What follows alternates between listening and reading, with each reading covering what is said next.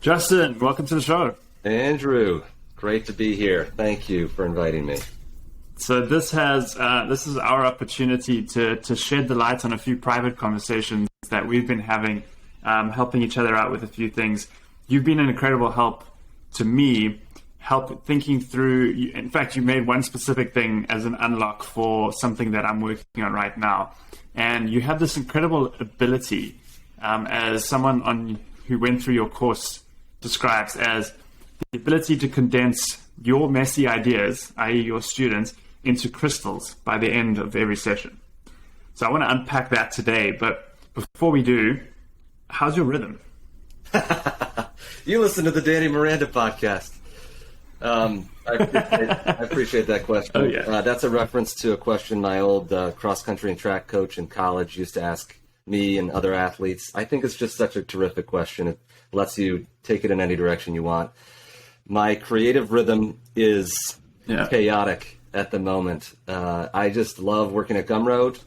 I love helping Eric Jorgensen with his leverage course and building my own course, doing a passion project on the side with a manifesto, writing, summarizing other people's ideas. I just, it's fun as I've been participating now for the last few years on Twitter, going down rabbit holes and getting curious about people and how they think and reverse engineering their worldview. And that's what I'm trying to do with my course. Yeah. So let's talk about that quickly. The ability to condense messy ideas into crystals. What is it? What are some of the key components of that ability, would you say?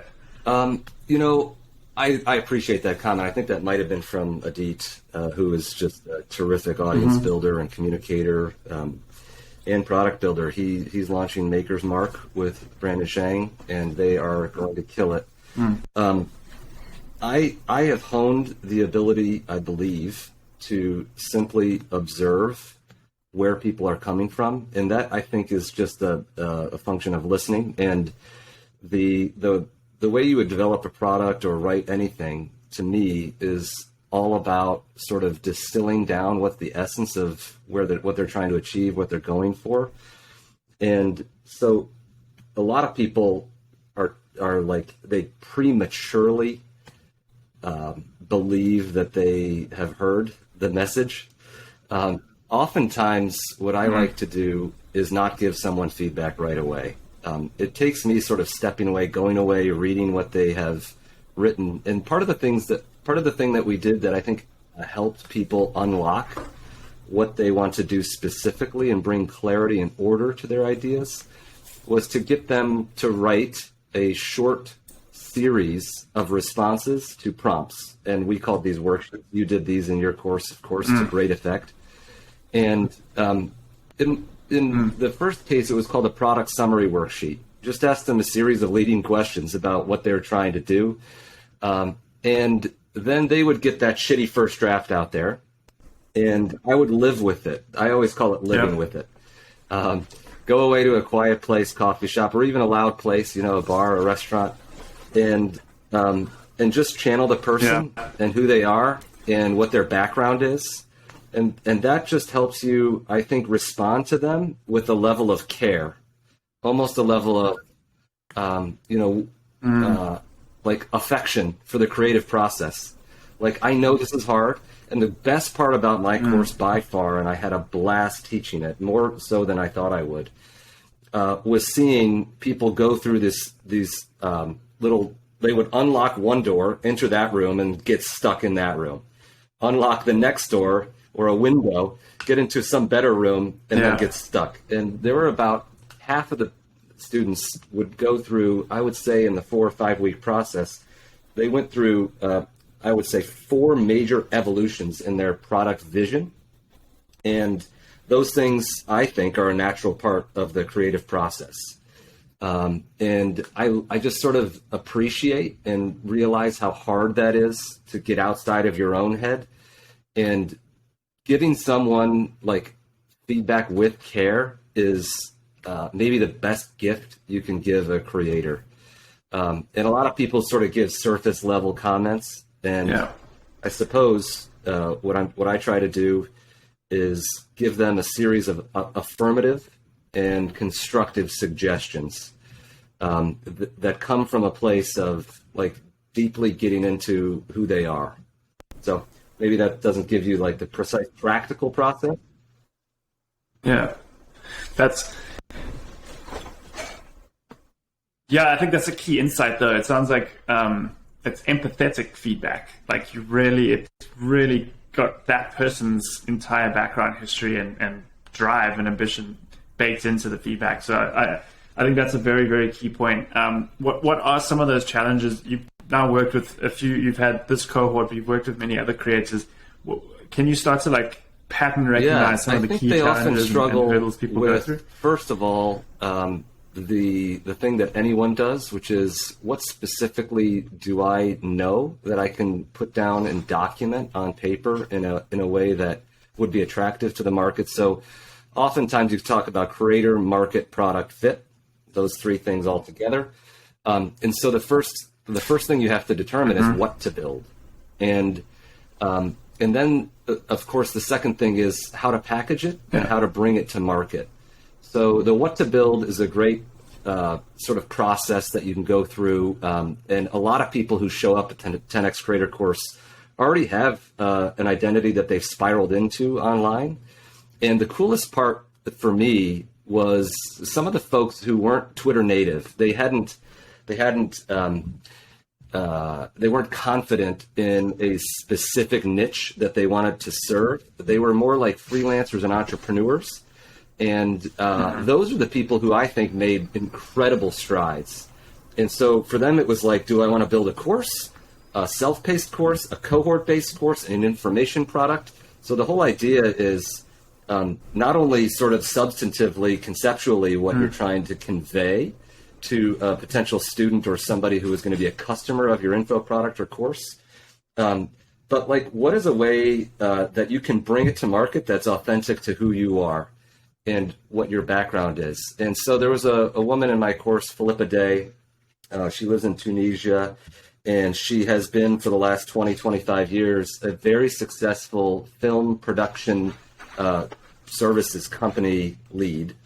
And so what she does is help like HBO and Amazon and all of the major film studios host their filming process in country and local areas.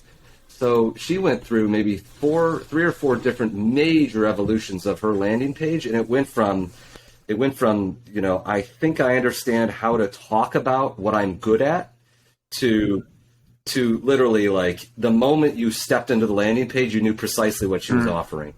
And so she had to get 2 or 3 shitty first drafts out there until it started to sing.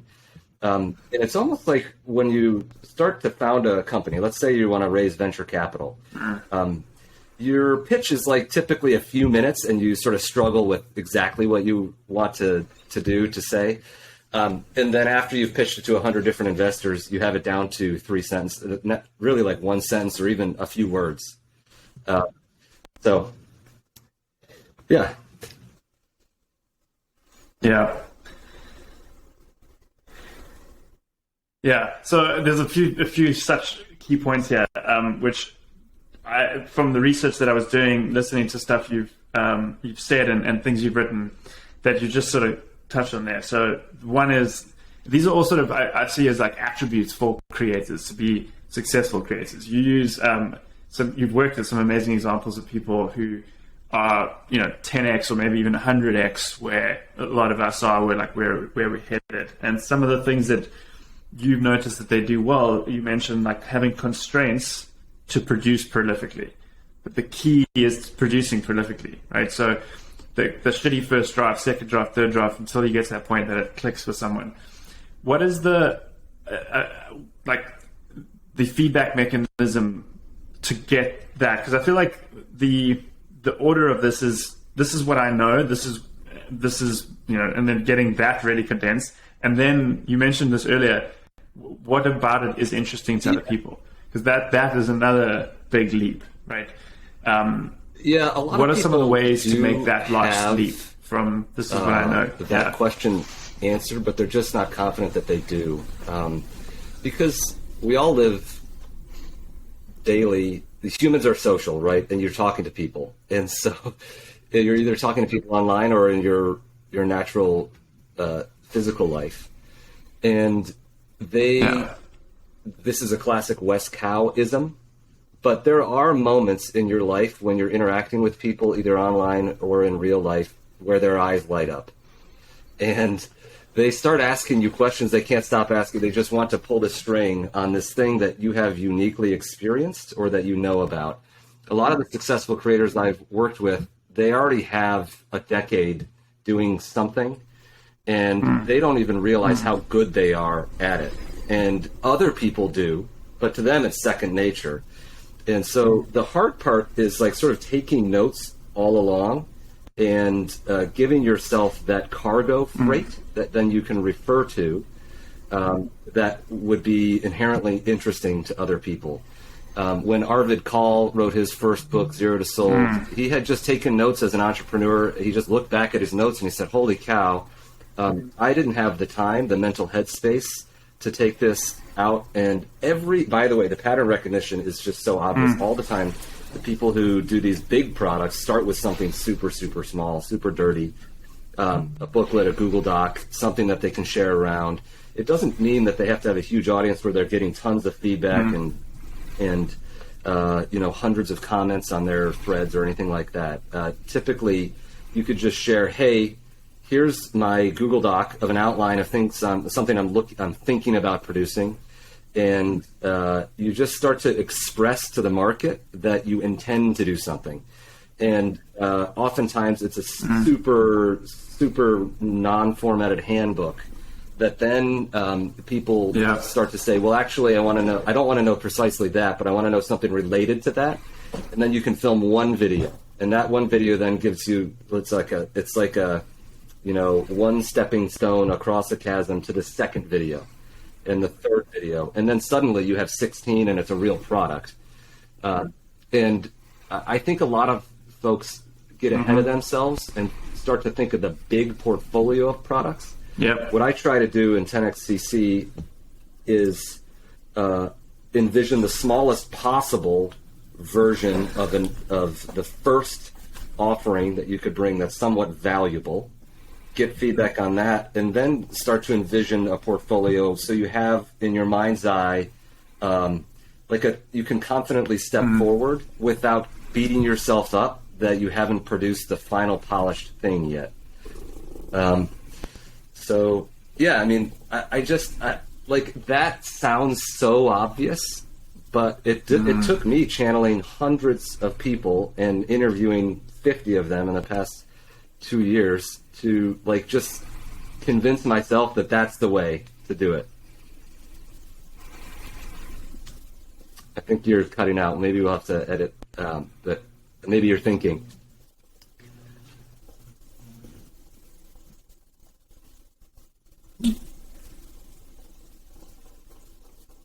Yeah, no. There's a like a recording issue thing here, but we'll cut this part out.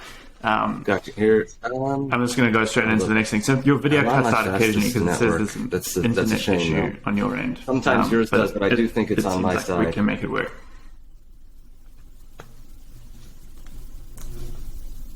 Let me just note the time as well. 30.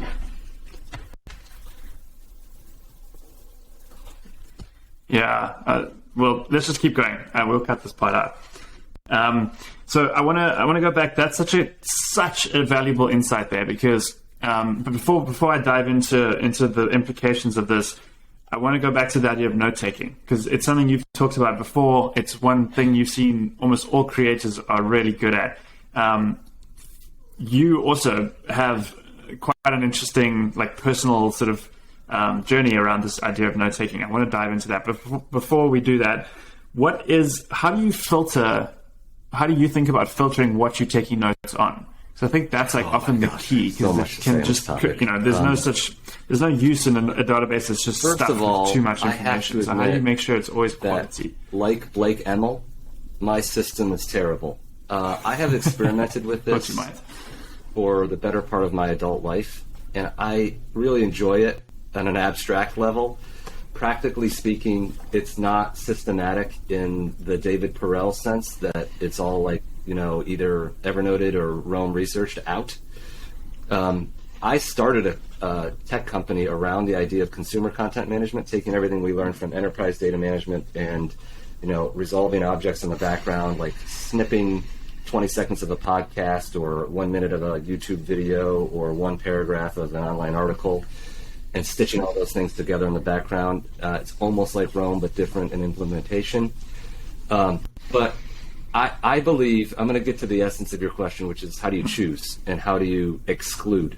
Because I fundamentally believe that the accumulation of knowledge is not a curation of all. It's actually not remembering everything. It's forgetting what you don't want to laugh with you.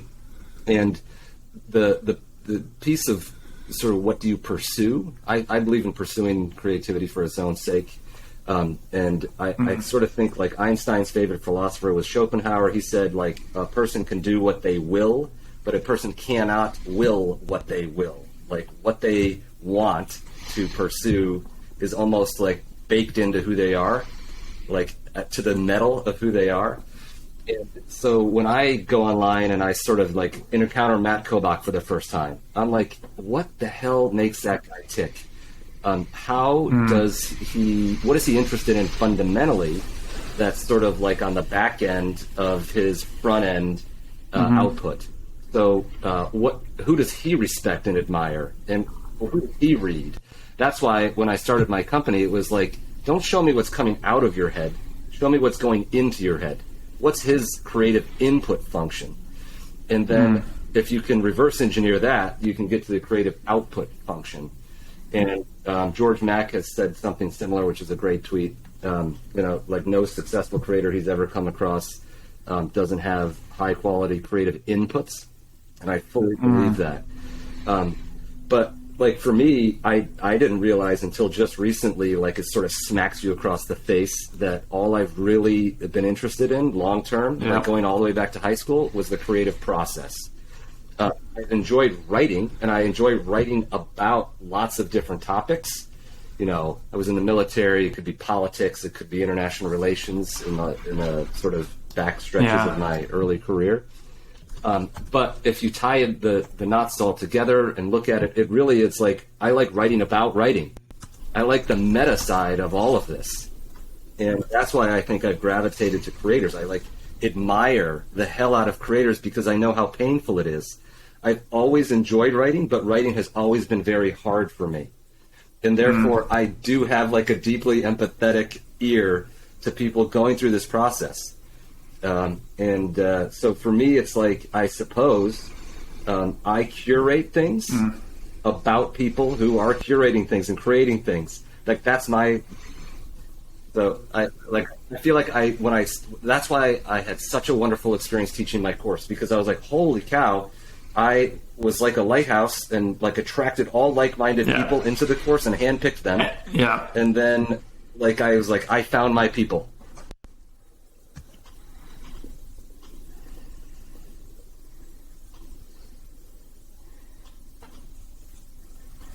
Yeah. And it's so many things I agree with there. I feel like a really good framework for this as well is, I think it's Richard Feynman's favorite problems idea. So just getting really clear on what you're doing. You're interested in those things, so you're following that. You're an insatiable curiosity to learn more about those things, and that's one of those filters for what you're paying attention to, what you're clipping and keeping for later.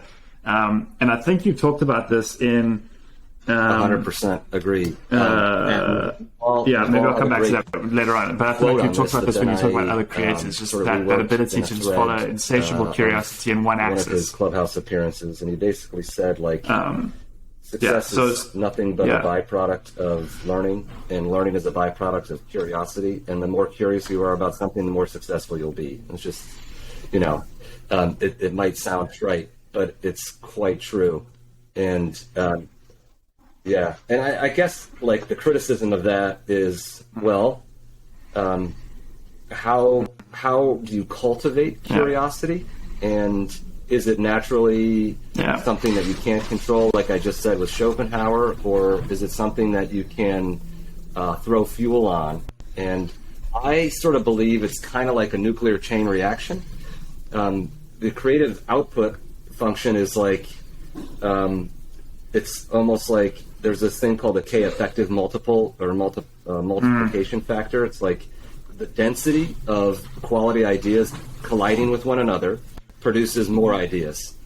And so if your process or your reaction is not sustainable, that means the ideas are not dense enough.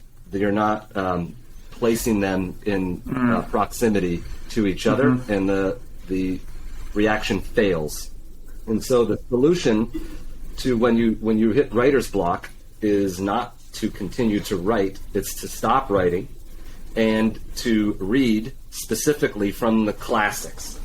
And by classics, I mean like long form stuff, stuff that has already been distilled. So what you see on the internet most of the time, I would not call dense.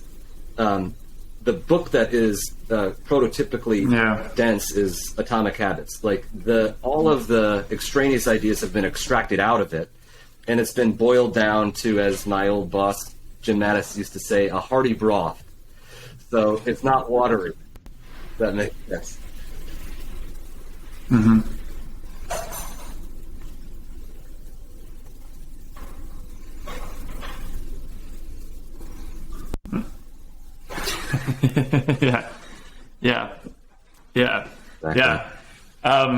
I think that's a fascinating thought, because even James Clear himself created that book, wrote that book through years of writing blog posts about topics, and sort of that accumulation of all of that knowledge is now what's distilled and condensed in that book. I want to go back to Jim Mattis, because in your previous lifetime you were a speechwriter for General Mattis, General Petraeus, Leon Panetta. One of the things specifically with General Mattis is he urged you to create a book of wisdom.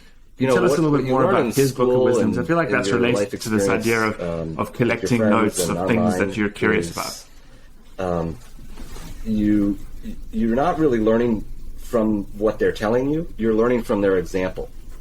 And I just really think there's a huge distinction. It's like when you're a parent, you can tell your kids a lot of stuff, but all they're really learning is just by watching what you're doing and how you're interacting with other people and so forth. So in the case of Mattis, I observed working side by side with him. It was such an intellectually intimate relationship. You have to really invest yourself emotionally in this.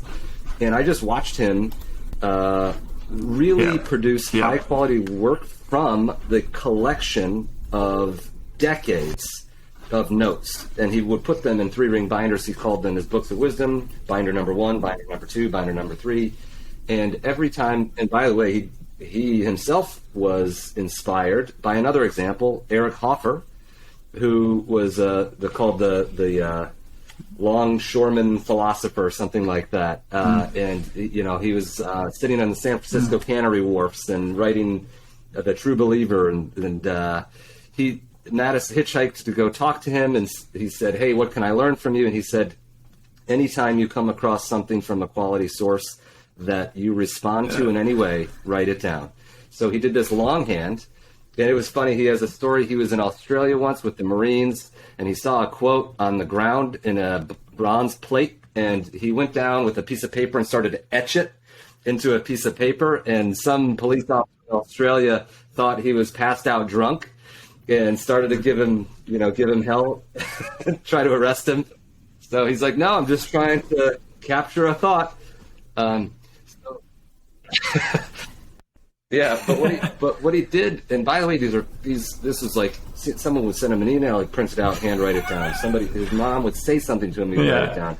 These are from friends, from the classics, from Native American history, from ancient Rome, anything.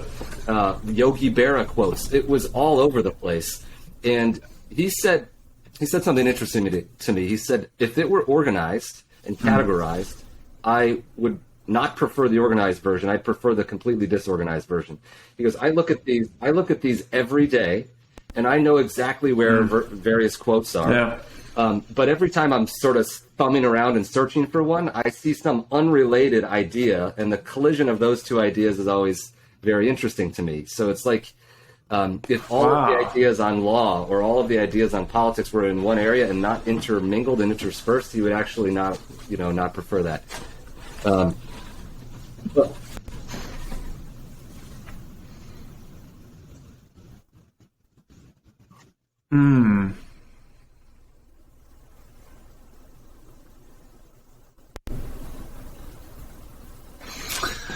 Wow.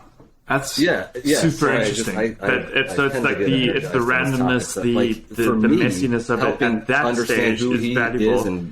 It's in later stages where you're actually producing and publishing that he didn't have to tell me a word. I just knew based on what he was collecting and curating. Wow, that's actually a really cool distinction. It really is a window into a person's brain. It's like I have a on my phone, I have a list that's called Maggie. And literally is the title of it. It's my wife's name.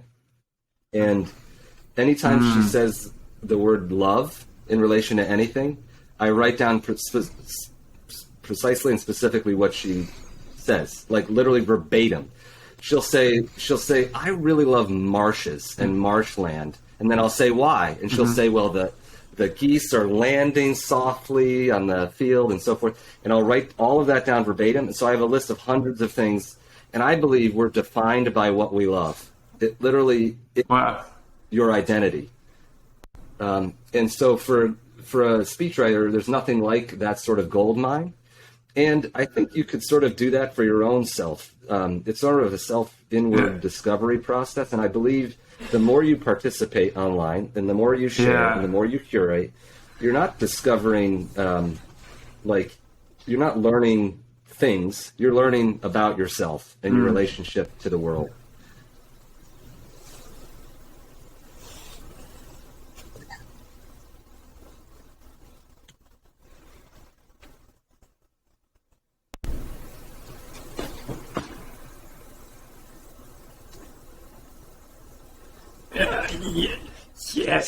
Yes. I couldn't agree more.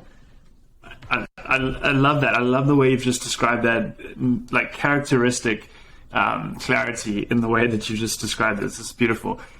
It leads me to a question also on this, and maybe it's something you saw Matt just do. Maybe it's something you do yourself. And then I wrote for him. How does in 2017 collecting this, let's call it Book of Wisdom, at the Pentagon, play a role in manifestation, in sort of visioning what someone wants to do with that?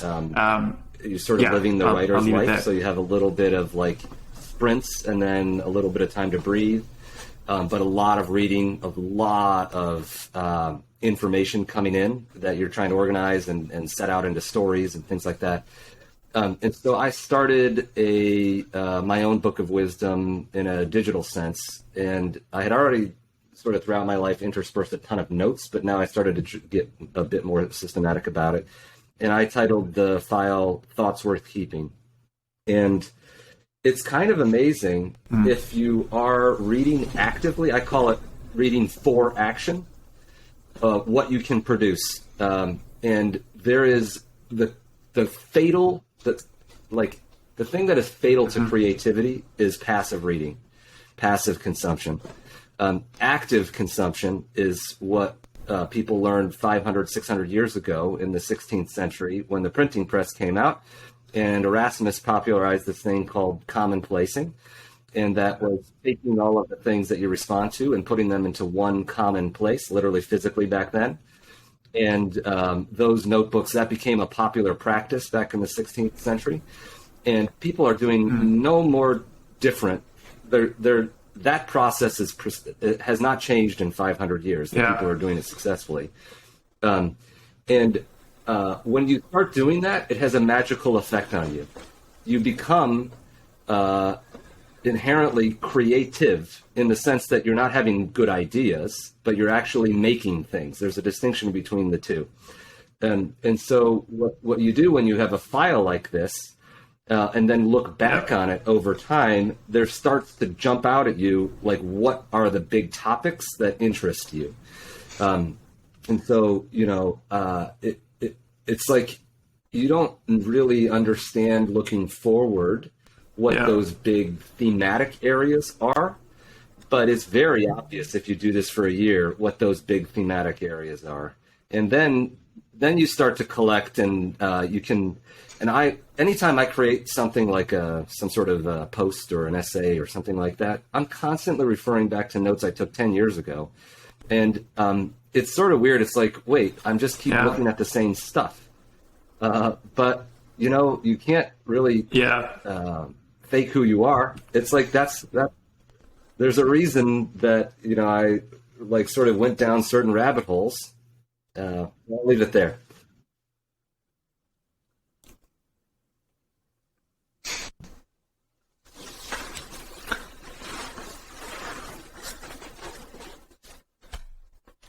Yeah.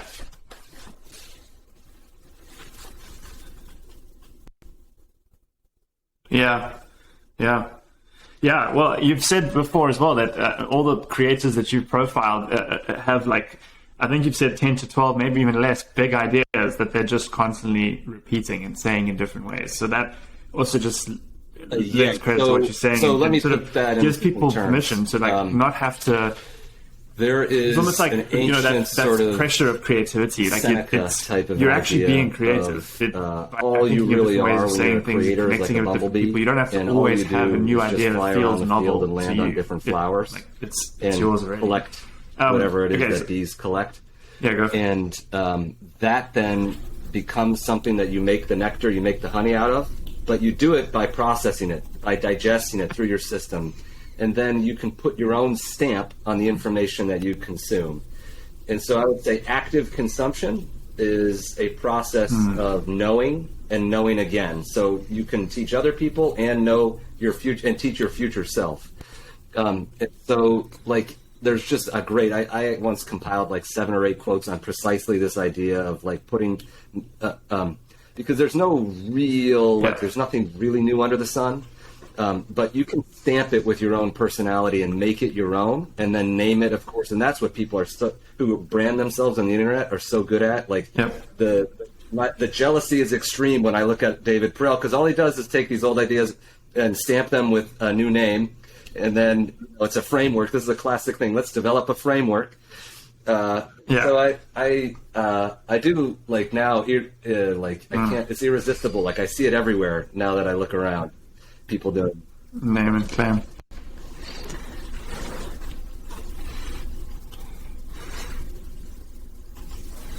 Yep.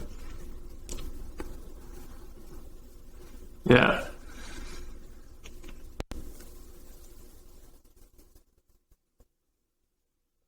Yeah. Yeah. Yeah.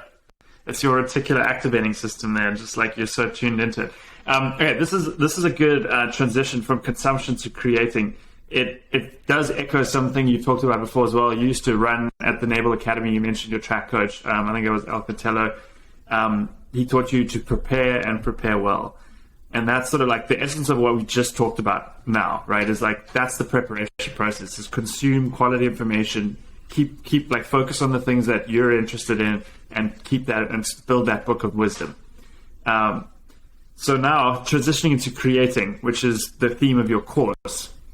One of the things I want to start off talking about is you mentioned how, so I think you say the idea of, first of all, you need to take things down to their constituent parts. But you say it's more important to then bring order with those parts to a complex system, rather than stripping down just to get essentialism, basically. Ideas together that are so related and unrelated. You say it's more important to organize complex messy. Ideas rather than keep stripping them down and compressing. Topics are either talk a little bit more about that, or overlapping, or just almost discombobulated in a way that's a yarn. Strings of yarn just attached together. Chords connected, and the process to me in terms of step 2 is, once you have as many things together, printed out, whatever way you're organizing yourself digitally or physically, It is a process of taking apart. And that then is the hardest part of all, is to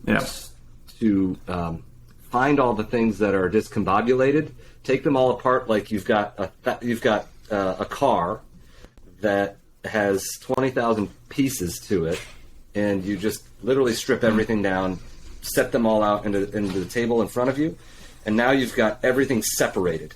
Then you've got step 3, group them all together that are thematically. So if I download somebody's Twitter timeline, 3,000 tweets, those tweets are going to be all on different topics.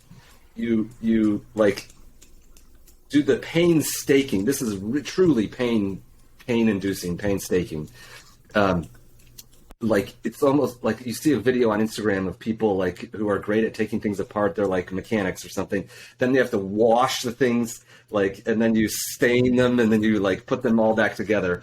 And you're, most of the time, like when you're doing this, you realize you have 70% of the things you've collected are unnecessary to the final product. So you just throw those away.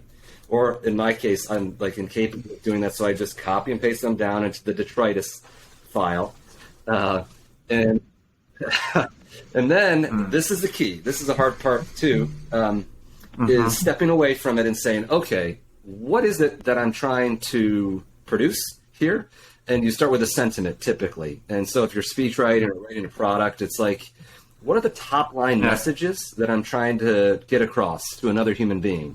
And you hit them intellectually in their head, and you hit them emotionally in their heart in some way. And, people have these lists of things like, these are the 7 base emotions that Twitter threads can hit, right? Like awe or wow or, oh, I'm angry about that or what have you.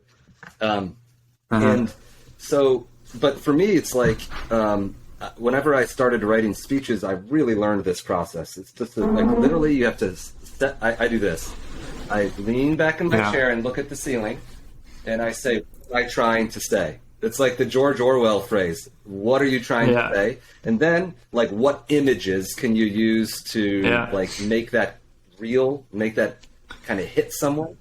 And so the process I described at the start, which is like taking apart all of the ideas that you've had, separating all of the things that are not conceptually related, reorganizing all of them back into like 6 or 8 or 10 buckets, and then subordinating some of the ideas, and like then you end up with like 4 big ideas. And then it's like, now that I've got 4 big ideas, how do I make them come alive? And that's the process of like sitting there and like, what am I trying to say? What am I trying to create?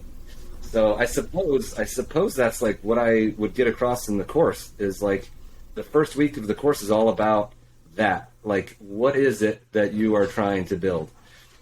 And forcing that process to come to the fore. And guess what? There's nothing better. Sorry, I'm unwinding. There's really nothing better than trying to create a landing page to force those decisions. I'm learning that. Like, that's the big unlock. It's classic, like the Parallelism, which I think he got from somewhere else because it's it's very fundamental. Okay, but it's like when you write, you don't express what you think. Go for it. You're on a roll. You discover what you think, right? I love that expression. And like, there's nothing truer. So you really like when you write a landing page, you don't like write the landing page. You discover what you want to sell. 100%. Yes, exactly. And there's a couple landing pages on the internet that are just like the Ship 30 for 30 landing page. I can't shut up about because it's just like it's so brilliant how it really does. Like the pain point is so well articulated, and the solution is just so clear. And the landing page is just the constraint, right? Yeah. Yeah.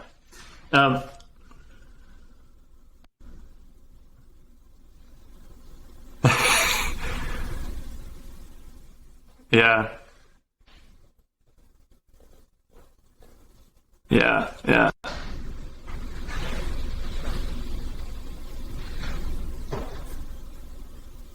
All right, cut out there for a second. I was trying to note the time. You're at 39. Yeah, there's a lot of things that Dickie and Nicholas are doing exceptionally well there. So let's take this to the next level. This is supremely valuable stuff, by the way. Like, I'm loving this. So finding the pain points. I think this is kind of related to the next step, which you've talked about. We should cut this part out. Correct me if I'm wrong as well. This is the next step. But you have to get big ideas right, and to do that, you need to test. Just it repeat the question in public. And I feel like that's where you connected with that problem, that pain point, right?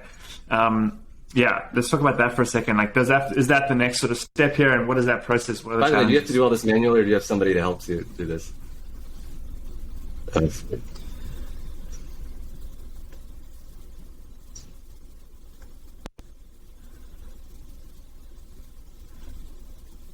Okay. Okay. Okay. So let me come back to say 30 to 40 here quickly. Yes. Oh no, I have a team, luckily, but I just prompt them to the right areas. I fundamentally believe. Unless you're sharing your ideas with other people, it feels like the next natural step is, and you said this, you have to get your big ideas right. So you say that one of the best ways to do that is to test them. I would call that is that the next step from this process? Like, once you've sort of had that step back moment, you're like, okay, this is what I'm trying to say. What do you do with that? I guess, is it testing in public? What is that process works of art that are, that come from a different place, I suppose. But when I was writing for Petraeus, it was always like, there's a cycle here. It's like a strategic leadership cycle, which is actually it mirrors the sort of the creative process cycle that a lot of people do on the internet. And I think, like, resolving, I love that verb, by the way, resolving the set of big ideas is step one. But then you sort of, in the strategic leadership sense, you oversee their implementation. But like for creators, that step is like overseeing their publication. So like step one, create, step two, publish. And then it's like the amount of, like, I wrote as part of a team and I've written as an individual. And every single time I've written something that I was super proud of, it was torn apart on the negative side or massively improved by my colleagues. And I was like, how the hell did it go from like what I thought was an A, what really was a D or a C minus or something, but then they brought it up to a B and then collectively we brought it up to an A. How did I not realize it wasn't clear what I was trying to write, for example? And so, like, I really do believe that this constant back and forth with peers that you trust and people that you then connect with and develop relationships with takes you to that next step where they will tell you whether or not it really is valuable to them. And like the relationship between like a pain, which is really just a need, like a human need, like I want to do X, but I don't know how to do it, therefore I need, the tactic Y. Like that connection does not happen in a vacuum. It simply doesn't. And, there are people like Steph Smith, when she does her doing content right, she's got like a lot, let's say a half decade of creating content for The Hustle and many other places. What she did, her thing is like, I will take everything that I have learned from this process and then put it all on paper in like a 3-week period and then organize it down and then share it out. Like, she's not doing that without already having had those feedback loops with other people. So she sort of knows already that it's of interest, that these topics, and then she'll like sort of share out the outline and people will give her feedback on the outline and so forth. I don't know how that reconciles with the idea of like a reclusive genius, but I do know that the people who are crushing it are getting feedback constantly on their stuff. And Sahil Lavingia, for example, rather mispronounced, Sahil, he does things that people don't really realize. Like everything that he writes is a hit. Same with Li Jin. But guess what? On the back end, they have like 50 people looking at these things, not just one. Sahil had 125 people in a shared Google Doc looking at it. So this is not This is not like some, supremely gifted writer, although he really is, because look at how wonderful of a communicator he is. That's the one thing that unites all these people, is that they're excellent communicators. And I guess to be an excellent communicator, you have to have like a psychological bent to you, and they like naturally get what people respond to, and just I can name hundreds of people on Twitter.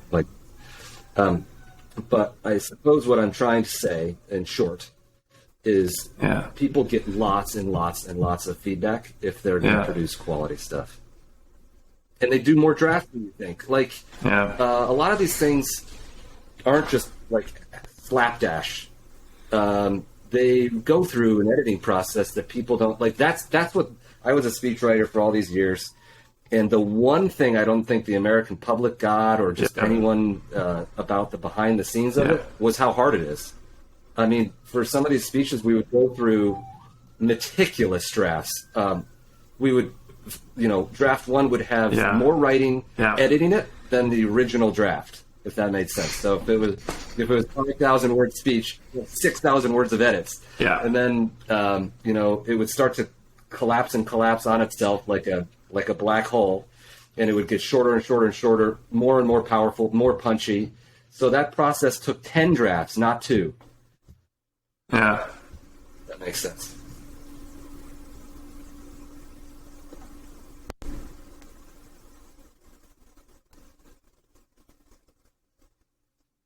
Yeah.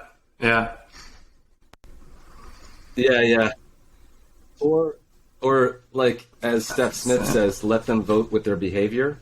If they're giving you crickets, that means it's not valuable. And so that's a signal. Like the lack of feedback is a signal, for example.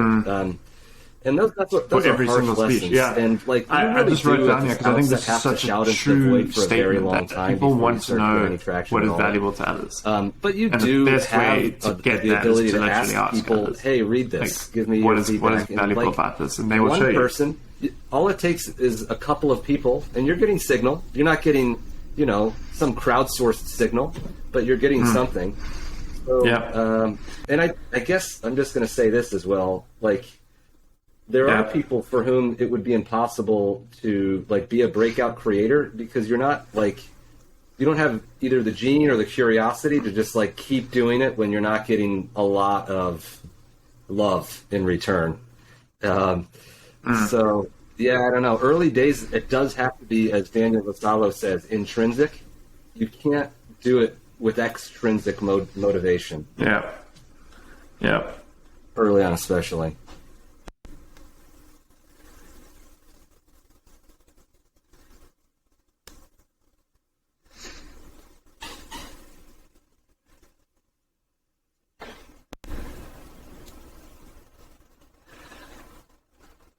Yeah.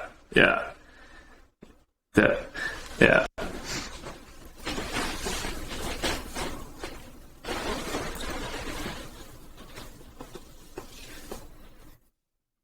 100%. 100%. That sort of leads me. I totally agree. This was like the question I was going to ask you on this, but I just want to underscore this point here that the best Jack Butcher. You have to love what you do, and this is pointless. And it's another. What you just described is another one of the things that you don't see that's happening behind the scenes. That should be the Creator Manifesto right there. The feedback process, and the fact that people have been doing this for years to crickets, and then finally gaining traction. Like, that is almost exclusively the case for everyone. So that, I think, for any.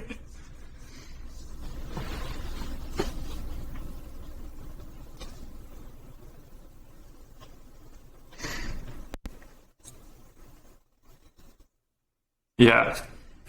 Yep.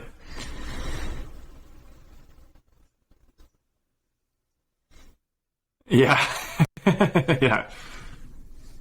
And then hockey stick. Yeah. So let's talk about that, because there is a chasm that you have to cross at some point. And I think you described this really well. You faced this chasm yourself in a recent project that you undertook where you listened to there's probably the one of the real greatest answer, which is podcast vodka. episodes No, of all I'm just time. Tim Ferriss interviewing Balaji Srinivasan. And it's like a 4-hour episode. You condensed it's a that Hemingway, into reference, I an suppose. incredible So, piece of work of just summarizing and synthesizing the everything truth that they is, said. every single big And idea summary through that that I do, process, you described how at one point you were like, wow, honestly this is do not come to possible. a point where I shut my Right? laptop And you probably face that with I every get up project. from my So chair I'm and I curious talk to my how wife and I you say, this one's got not gonna over work. that Just and not how you do possible. get over that with And, all the things you work on. I can't define rigorously when that occurs, but in the case of the Balaji Tim Ferriss conversation, that's 40,000 words, 3 hours and 45 minutes, and Yeah. the ideas are all over the place. They're jumping from one topic to another. There's really no thread, and the coolest part about these big idea summaries to me is like, I actually don't present them chronologically as they occurred in the conversation. I present them as a story, as almost a narrative. Once I have all of the things distilled to like 85% of the way there, then I start to reorder them completely. And like, you start to have maybe 6 big buckets or themes, but then how do you arrange each of those 6 themes? It's got to be interesting to read one tweet to the next. And so, like, that process, like, if you're having, you look at David Perell's 3,000 tweets, like, if it's, and his was like, I don't know, 180,000 words or something like that. And and this is crazy. This will blow your mind. Like, these big idea summaries are typically 1,200 to 1,800 words. So you're going down to 1%. And you're actually rewording most of the things that they said, which is like, how do you do that? By staying honest to the exact concept that they were trying to express, but like doing it in a punchier way, as more like, as Naval said, like, how do you strongman the argument, rather. And you want to do it in a way that they would respond to it and say, wow, this made me actually look smarter than I am, or I believe I am, or as I said it in the first instance. But like, I don't know. I guess everyone comes to this point where you shut the laptop and you're like, I can't get beyond that particular point. I wish I gave you a better answer.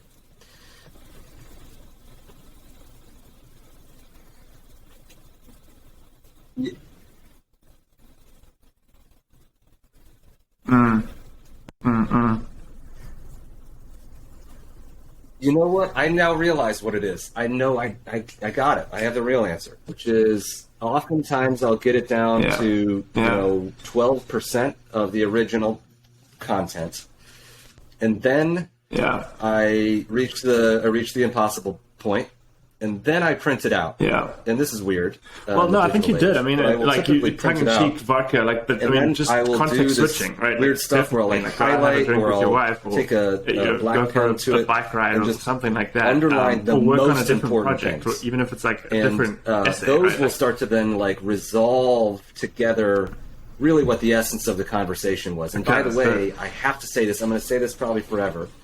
People don't get as much information from listening to podcasts as they think they do. It's an incredibly lossy medium. Your human mind is way less capable of remembering things than you think it is. I defy anyone to listen to the podcast that we're describing and then to 2 days later try to recount 5 things that they learned. Maybe you could sort of say, here's 5 things.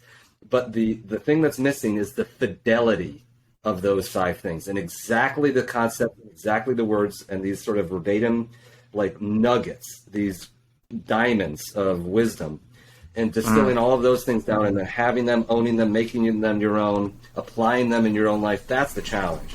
So a lot of people don't, and the first part is like selecting quality things to listen to or to read or to consume. Then it's like revisiting them. It's like spaced repetition. It's that sort of stuff. But you're never going to really learn it unless you like try to create something new from it. So yeah, and then like if you really want to create something that's like novel, original, there's no real original ideas, but like it's just like reaching this point of a possibility, and then like reordering it by and this is I guess the way I unlock it is like finding things that speak to me of the remaining 5,000 words, what are like the 600 that are really interesting to me? And then pull the thread on those, and then it starts to unlock.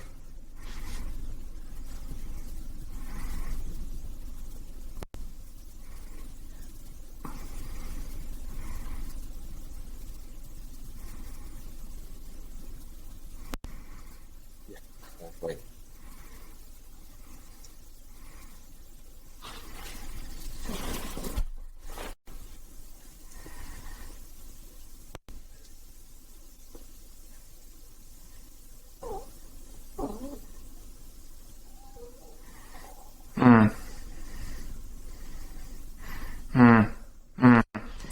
Yeah, wow, that's really cool. I sort of could feel myself in that moment of you going through that. Yeah. And that's that challenge that everyone has. I feel like that last mile is the hard this part, transcends 10x Creator. So in the this is real potentially a way to practical, kind of wrap things up and summarize the that I want my conversation. But I'd like to students talk achieve. about. In other words, You mentioned this on a previous podcast. 1 month I may have period written of about this time, as well. But you becoming sort of Jack come Butcher across is three not what I things that would you see promise. all of these creators really what I good will at. promise I assume this is, is what you're helping creators in your is course talking, with, and that is one, about creating content, how a two, person like designing Jack systems, arranges and their three, creative lifestyle. creating leverage. And then taking the first feel free to step dive in to anyway here, but I'm really fascinated by building this that leverage online through a self-paced or a cohort-based course or an info product, and then presenting that framework or what you just said, which is the best creators are not just somewhat better than you at one thing, which is like super high quality content creation. They're better than you by 10x at three things. So like 10x times three. Or 10 to the third, or whatever. Yeah, 10 to the power of 3. So, like, the idea of, like, being an incredibly gifted communicator, like many of these people are, in writing especially, which is very hard, and then building, this is, like, what just smacks you across the face because I was fortunate to work with Jack, and I call him a friend. He is just so much better than you, meaning me, the average creator, or whomever, at like the behind the scenes, process for creation. So like building to the power of If you're a one person internet business, it's to like build the tech stack that supports your creative process, and that tech stack nowadays is getting more and more powerful, which is creating more and more uneven outcomes. And Naval talks about this. It's like with such incredible tech at your disposal, there is going to be an even more unequal or unequal set of outcomes. And so what you have to do is move to that outer edge and become even more of an outlier. And the people who are like going to the extreme, I call them the extreme skills of 10x creators. Like the people that are moving to that extreme, the Pomps of the world, they're producing so much overwhelming quality content, and you could debate that because, you know, David would say B+ content consistently or prolifically is like way better than A+ content irregularly. But their system is creating the capacity to produce prolifically. And then they're building 4 forms of leverage on top of all of that, which is like they're deploying capital, allocating capital successfully. They're like they have a team of people that you don't even recognize behind the scenes that are helping them, even though it's a one-person internet business. It's not really. It's sort of a misnomer these days. They have the set of products that they're using to tie everything together. They're deploying a set of tools that you don't even know of that are making their life easier. So that's the cool aspiration that all of us can dream about, and that's the road. Like if you have discovery as the first thing you're trying to do in your internet creative life, it's like self-discovery really.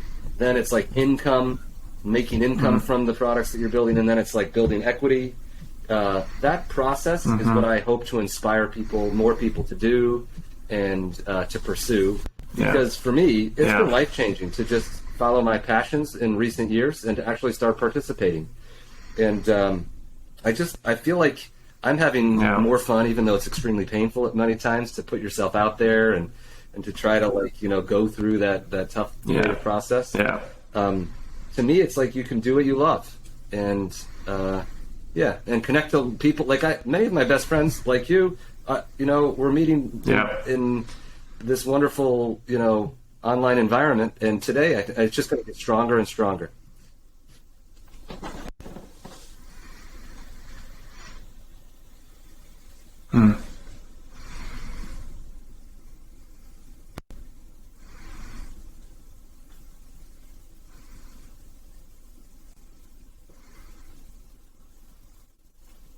Yeah.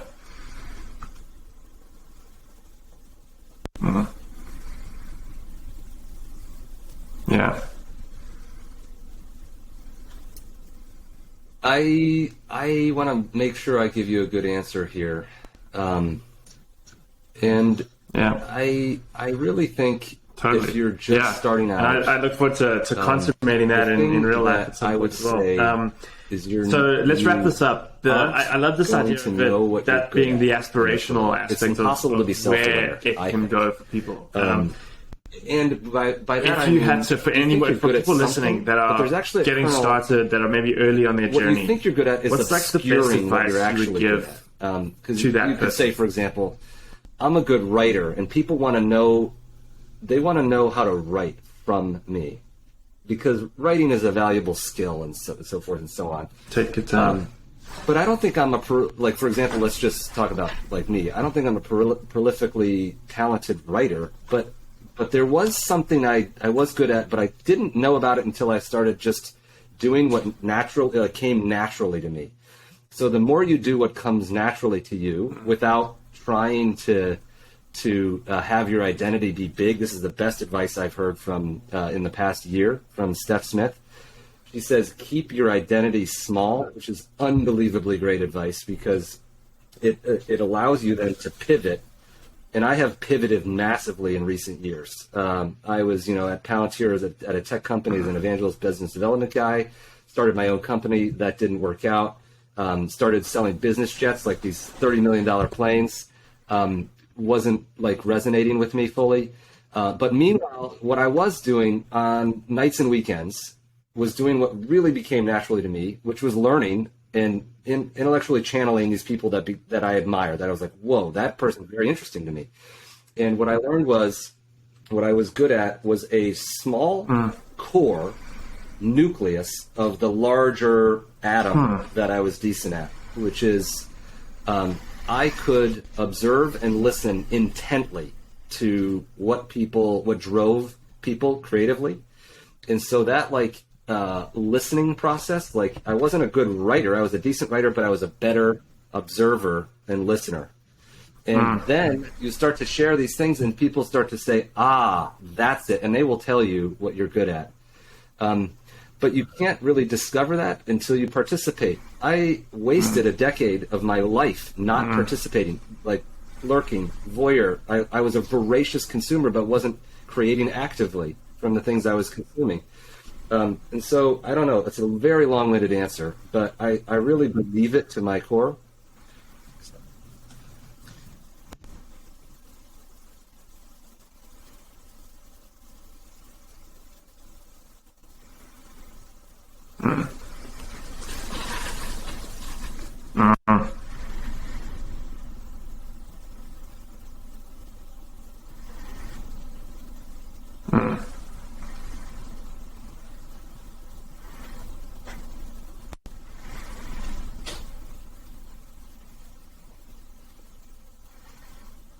Yeah, let me add to this briefly.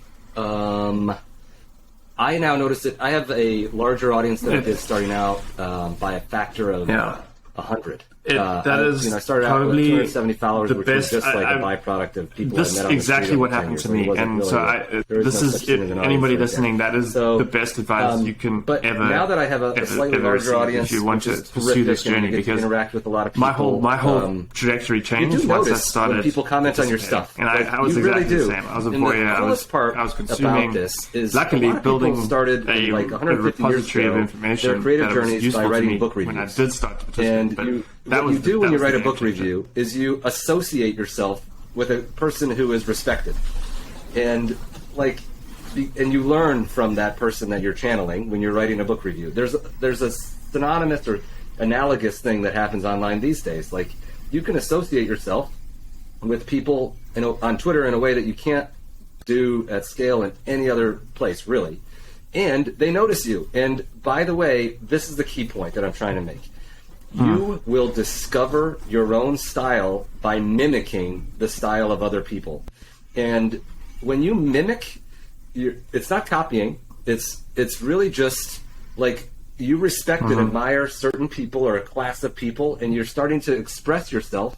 And in the process of expressing yourself, you really do like spiral in. I call it spiraling more and more narrowly into your own particular way of expressing yourself.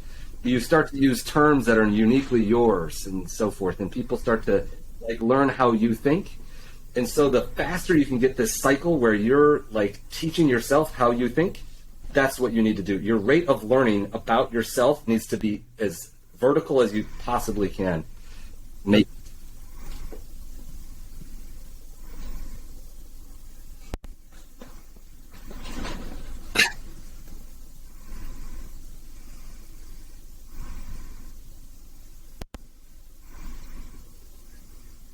cool.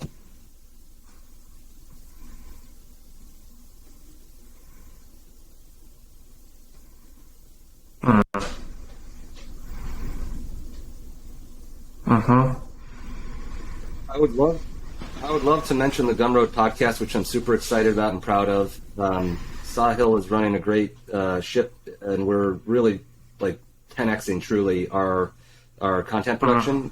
We've got Alex Garcia on the team. My mind is going to explode from the density of ideas that you've shared over the last 6 minutes. That was blog, absolutely podcast, outstanding. It's all in the service of I think that's really probably is. a good point like, to how do we to get call more it there. people inspired to do what they love? Wow, and, that was really fun. Connecting back to so you've got almost the a creative, personal amazing mission stuff you're doing with for me Eric's at this point, Life of Leverage which course. is highly Anything aligned else with you'd the like to, Gumroad and we'll include links to all of that. Yes. Thanks, Andrew, and you're a huge inspiration to me. And you've cornered the market on course creation and being the guru for all of us.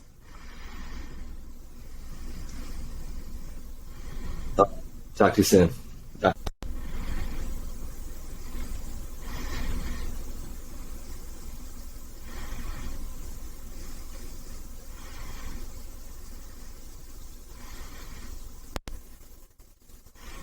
Yeah. Amazing. Well, good luck to you on that journey. It's been a treat to be on some part of that journey with you, and yeah, I look forward to continuing it.